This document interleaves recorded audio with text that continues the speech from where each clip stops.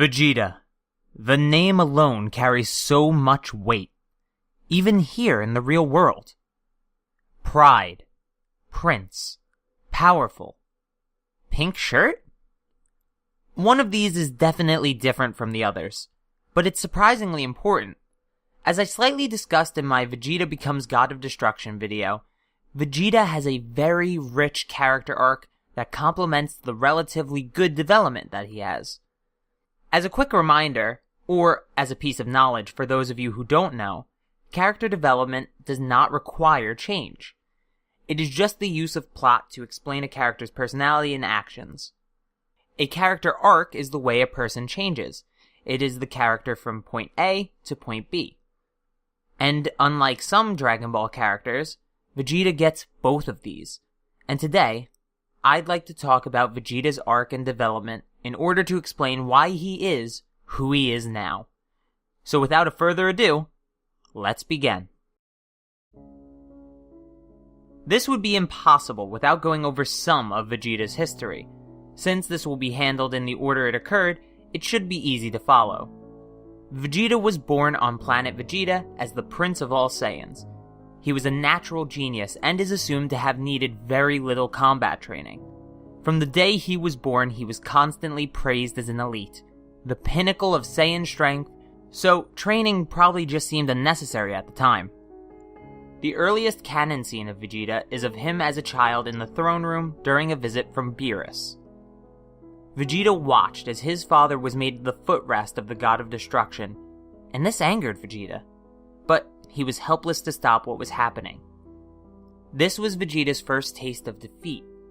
He was labeled a cut above the rest from birth, but now he was watching his father, the king, being used, and there was nothing he could do about it.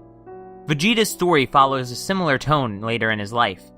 Pride leads to being defeated. The next notable time Vegeta is brought back to the story is for his fight with the Earthlings.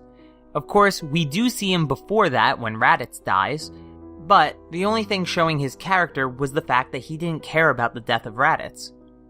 He was a Saiyan, one of the last 5 remaining, I'm including Tarble here, but Vegeta didn't care. How could he be the proud prince of 2 Saiyans when he was under Frieza's heel? Vegeta had time only for himself and his new goal of using the Dragon Balls to become immortal to defeat Frieza by becoming the legendary Super Saiyan. When Vegeta does arrive for his battle on Earth, he has a similar attitude towards the crippled Nappa that he did towards Raditz. No pity for the weak. But even more importantly than that was him meeting Goku. Goku, who was supposed to be a low-class Saiyan warrior, just defeated a super elite. This Goku couldn't even kill Raditz less than a year ago, and now he was rivaling Vegeta? A super elite. The Prince. The fight with Goku rekindled something inside of Vegeta. Pride. He was a proud super elite. He was a proud prince, and his status would not be besmirched by some common filth. And it wasn't. If the fight had been just Goku versus Vegeta, then Vegeta would have won. The interventions of Gohan, Krillin, and Yajirobe were the only reasons Goku was able to leave that fight alive. This didn't help Vegeta's wounded pride, however. He was still angry that he was beaten at all, let alone by weak Earthlings. After escaping from Earth, his quest for immortality would lead him to Namek. But he wouldn't be there alone. Frieza has also been informed of the Dragon Balls, and since we learned of Beerus much farther in the future, it is likely to weave in the fact that he sought immortality so that he may oppose Beerus. Frieza, Vegeta, and the Earthlings all had one colliding goal: the Dragon Balls. To be honest, this arc doesn't expand Vegeta's character much. He works with Krillin and Gohan as means to an end, and he abandons Goku during his fight with the Ginyu Force. There are only 2 notable changes for Vegeta. The first is his newfound respect for training. Vegeta has been exploiting the Zenkai boost that the Saiyans possess, but Goku in 6 days not only closed the gap between them from Earth, but he overtook Vegeta. Vegeta, for the first time since birth, saw the merits of training, and that is something that has stuck with him since. Vegeta also learned that he can still have his pride while allowing someone else to be better than him. Before Vegeta dies to Frieza, he explains to Goku what happened to their people and about the Super Saiyan. Vegeta tells Goku he's the one to be the legendary Super Saiyan, something that he had been striving to achieve this whole arc. Vegeta leaves the avenging of his people in the hands of Goku. What makes it excellent progression is that he's not good yet. He's just seeing that there's no better option left than Goku, a full-blooded Saiyan, beating Frieza. This was a compromise, but not one that Saiyan Saga Vegeta most likely would have made. This is the beginning of Vegeta's growth. Once we get past the Frieza saga, the androids in Cell have their time in the sun. However, before any of those threats arrive, we simply have Vegeta interacting with Bulma and some of the Z-Fighters. This is one of the only times I'll pull from the future of the series to help explain Vegeta's change at this point. In Super, we are told that Saiyans go for women with stronger will. It's simply a part of their DNA. Where Goku did this somewhat instinctively, it's easy to presume that Vegeta was searching for a woman like this because of the culture he grew up in. This also has to do with Vegeta's pride. He would have every possible reason to try and make more Saiyan children. That way, he could rebuild his kingdom. However, that's not to downplay the effect that Bulma had on Vegeta. This is where the infamous pink shirt comes into play. Saiyan Saga, or for even most of the Frieza Saga, Vegeta would have never accepted someone else's inputs on how he should be, regardless of who they were to him. Bulma is the inciting force that changes Vegeta. He only accepts the shirt because he realized the type of woman Bulma is the type of woman that Vegeta needs. Other than Bulma, the person with the next largest impact on Vegeta is Trunks. Vegeta pretends not to care about Trunks' existence for the longest time, to the point that when they are in the time chamber together, he doesn't really even train with him. Vegeta even ignores Trunks' warnings about letting Cell reach perfection, and it was for two reasons: pride and arrogance. This is another case where pride leads to defeat. This all changes, however, when Cell kills Trunks during the Cell games. Vegeta loses it. He attacks Cell while knowing perfectly well he will not even scratch him. Nevertheless, the pride Vegeta once had for himself has transcended onto Trunks. He is proud of his strong Saiyan son, which is as close to love as we've seen Vegeta get.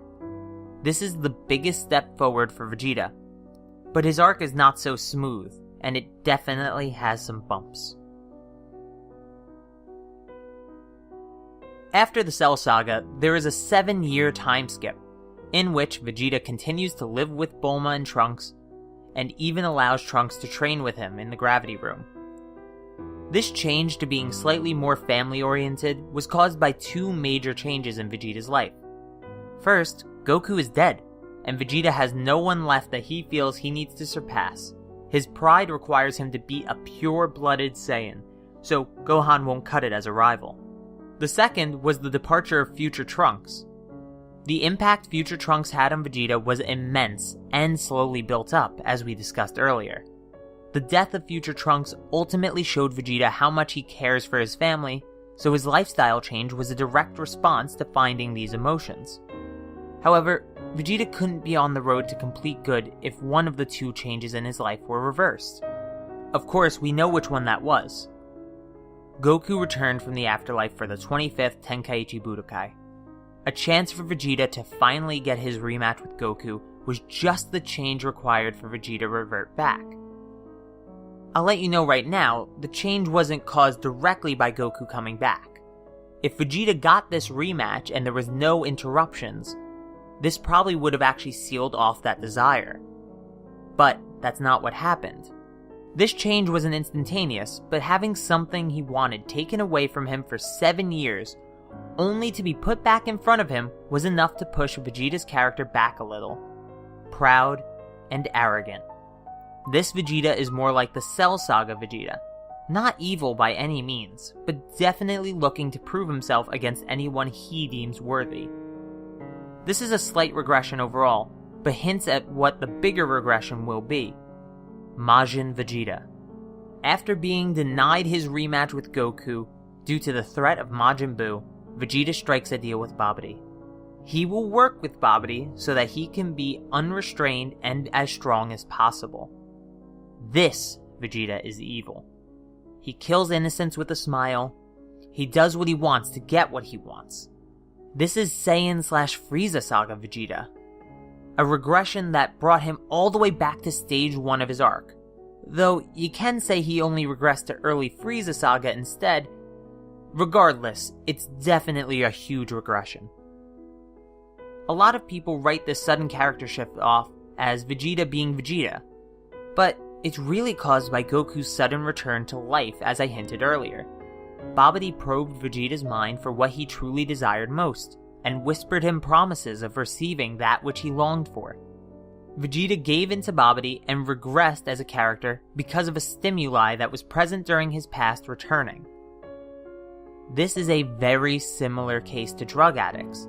They can be clean for years, but a reunion with that one friend can turn all progress made upside down. Vegeta tells Goku he accepted the offer because it would grant him strength and allow him not to hold back. But I don't want to understate the fact that Vegeta for 7 years didn't feel as though he needed to revert. The sudden influences of Goku's return and Babidi's ability to grant strength and resolve were the two inciting factors of Vegeta's regression. Luckily though, this character shift is fairly short-lived, since Vegeta both defeats Goku and is swayed by his emotions for Bulma and Trunks. If Babidi was able to control Vegeta completely, then this wouldn't have happened the same way. Vegeta still would have defeated Goku, but he wouldn't have tried to fight Buu. He even says to an unconscious Goku that he might die in this confrontation, and is taking responsibility for creating the situation in the first place. He even feels bad for Gohan's supposed death. Vegeta's sacrifice is something that doesn't need to be explained very deeply, because it is in essence human. Love, devotion, pride, but not to himself. Rather, these emotions he feels are towards his family now. No matter how hard he tried to be evil, no matter how much he thought he wanted to be his old self, he just couldn't return to that state of being. Vegeta couldn't atone for all his sins with his sacrifice, but he hoped that his family could at least understand that he did it for them. After this point, we get no major changes in Vegeta's character in Dragon Ball Z. And Super doesn't actually add on to Vegeta's progression. It instead shows us the fruits of this progression and what he is now. In Super, we see Family Man Vegeta in full effect. Luckily, for the sake of this video's length, we can talk about Super as a whole and don't need to split it up into individual arcs. Also, I would like to keep this based on what the anime and manga have in common. That way we can really understand Toriyama's intentions for the character. I will delve into the Tournament of Power despite us not having a manga version yet, but that's only because there is a very notable scene in it. The first big Vegeta moment is the legendary My Bulma scene. This Vegeta was so scared of Beerus because of what he saw as a child that he was paralyzed. Vegeta was completely and utterly unable to even attempt to fight Beerus, and yet, when he saw Bulma get struck by him, Vegeta's love and rage boiled, letting him not only attack Beerus, but also access new strength. His pride had also maintained its shift from race and self to family. Vegeta's fight with Frieza in Resurrection F was satisfying to watch, but the moment is hurt by Goku's interference.